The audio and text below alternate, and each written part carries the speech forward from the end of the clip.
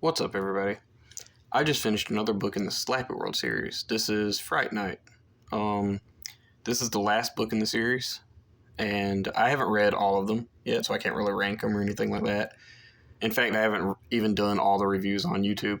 I haven't even done all the reviews on Instagram. As a matter of fact, I'm way behind.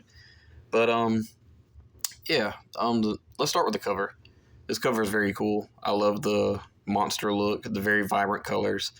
I feel like this would stand out if this was like in the 90s and stuff. But yeah, this is one of the better covers from the modern era.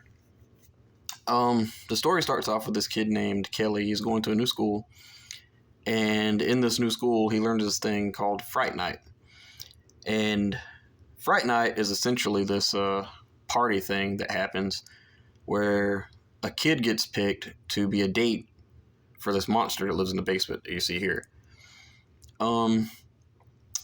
The monster picks a kid based on like if he doesn't like him, and like there's these tests that are taken at the beginning. But yeah, we're quickly introduced to this monster. The monster's name is Squirm, but it's spelled Skwerm, so not how it's normally supposed to spell, you know. But yeah, this book was weird. That's the best way I could describe it. It was funny. Like there were some scenes that were actually pretty funny, but it felt like it was written for like a very much younger kid. Like this didn't feel like Goosebumps at times. The humor was there, but the scares were barely there. Like it wasn't scary. There's this kid named Gordon that Kelly meets, and Kelly wants some advice on how to escape this monster because the monster can eat you. Like there's a good percentage that this monster will eat you. And this kid Gordon, he tells him, go down to the basement, give him some eggs. He loves eggs. He goes down to the basement with eggs. He accidentally spills them on the floor. The monster grabs the eggs and drops them on Kelly's head. Kelly takes off running. He talks to Gordon. Gordon tells him that he hates eggs. I forgot about that. And basically, he just did that to get the monster on his bad side because he doesn't want to take the monster to Fright Night because nobody does. It turns out that all of the schools in this area, or in the states for that matter, have monsters in the basements, and the monsters are there to protect the kids. So this kind of contradicts the monster will eat you. There's a chance it'll eat you, but whatever. This is just fun. There's a monster down a couple of schools over called his name's Burf, and we do get to see him too, and I thought that was cool. And actually, I wish that we could have seen more monsters just besides this one and Burf or whatever. But yeah, this was something. One thing I wanted to point out that I thought was it bothered me. He talks to this girl named Charlene, and him and Charlene have some funny back and forth. And he talks to her about Fright Night, and he tells her it's Fright Night, with like 3 eyes.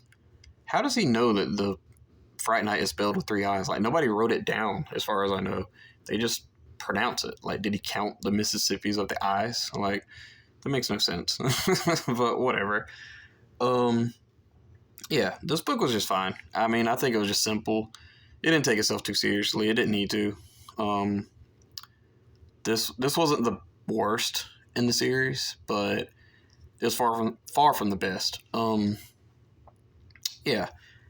There is a thing where, like, as I mentioned before, Kelly and Charlene have some fun back and forth dialogue, and it's pretty funny. She's sarcastic, he's sarcastic, everybody in this book is sarcastic, and he talks to her, and he, like, juggles. That's, like, one of his things that he does when he's, like, nervous or whatever, and, that comes into play later. That's not a spoiler, I don't think, but yeah, this was just okay. This wasn't one of my favorite books in the series, but it was far from the worst either. I'd give it like a 3 out of 5 stars. I think it's just average. I saw on Goodreads where a lot of people love this book a lot more than I did, and that's fine. Yeah, 3 out of 5 for me for Fright Night. there's really not much to say about this book. I was actually like scratching today thinking of stuff to say more about this book, but feels like I read it, and then it honestly feels like I need to read it again because like I don't remember a lot that happened, but I feel like I'm not going to remember this book later, like 2 or 3 years down the road. It's not very memorable. Um, I think I'm going to remember the other monsters or monster more than I am with Squirm. So there's that. Yeah, I give this 3 out of 5 stars. What did you guys think? Please let me know in the comments below. Thank you. Bye bye.